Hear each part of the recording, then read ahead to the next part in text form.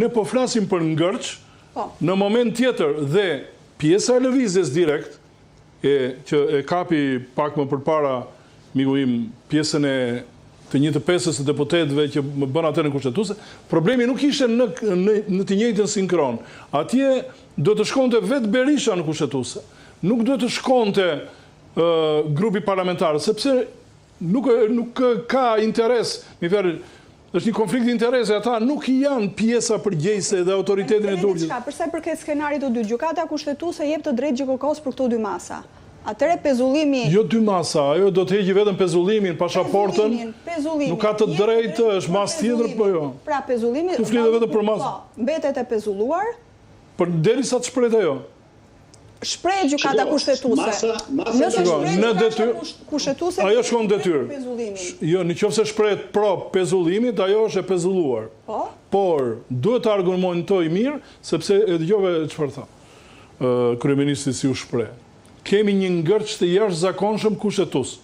Nuk është parë... Mirë, unë doja interpretimin tuaj, do me çfarë do rastin konkret. Shiko, në qoftë se gjykata... Mbetet në fuqi pezullimi nëse jep të drejtë. Mbetet në fuqi, mbetet në fuqi. Vazhdojnë hetime? Mbetet në fuqi, që probabiliteti është 0. Mirë, dakord, por ne i sqarojmë të dy. Sepse ne tani nuk po dalim, gjykata kushtetuese është gjykatë ligji, siç është edhe gjykata e lartë. Pra, gjykata kushtetuese, që kemi prekur dhe rastin Veliaj, ne bashkë kemi prekur këtu, që e diskutonim që në 62, Erion Veliaj e fiton, por ai ngelet honorific, kryetar bashkie, por të drejtë funksionale, fizike ai nuk ka. Dhe fakti tregoj që edhe pse u kërkua që të vinte në mbledhje, prokuroria nuk e lejoi.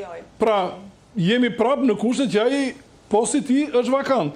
Dhe kjo tani do krijojë precedent që politika që nuk diskutohet që do të ndryhej, por të rregulluar këto anomali, të cilën dhe këto përplasje që kanë ligjet në Shqipëri, sepse nuk janë pak. Kryetarët e bashkive të zgjedhur me votë popullore merr më shumë se sa një deputet, merret në burg. Nuk flasim për rastin Veliaj, por si fenomen, por ligji e parashikon.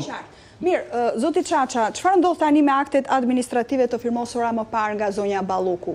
Preken nga ky pezullim?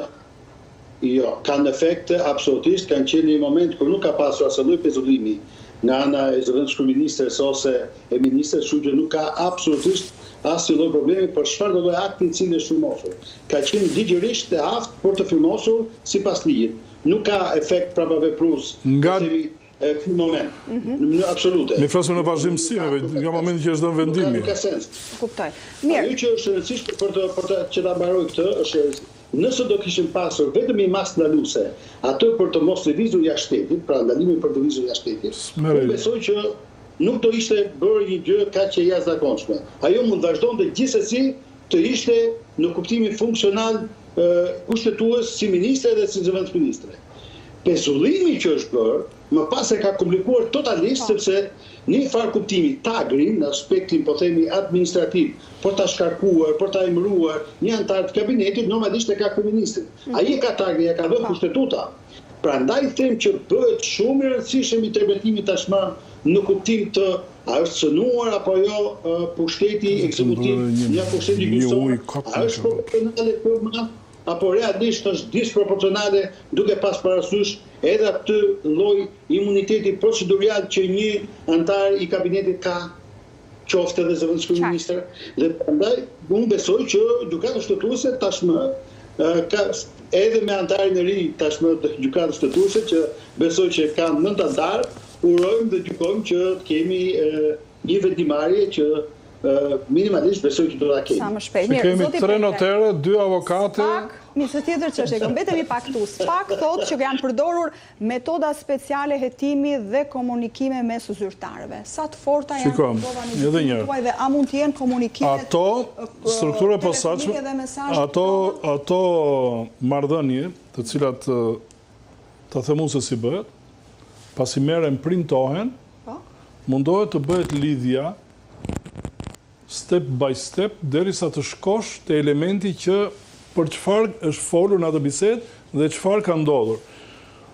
Kjo është mënyra se si e ka shprehur prokurori këtë dhe është pjesa e transkriptimeve. Por po të shikosh atë 48 fletëshin, në fjalë jep vetëm pjesën e komunikimit, nuk jep pjesë të cilën dilte direkt zonja Balluku e përfshirë në to.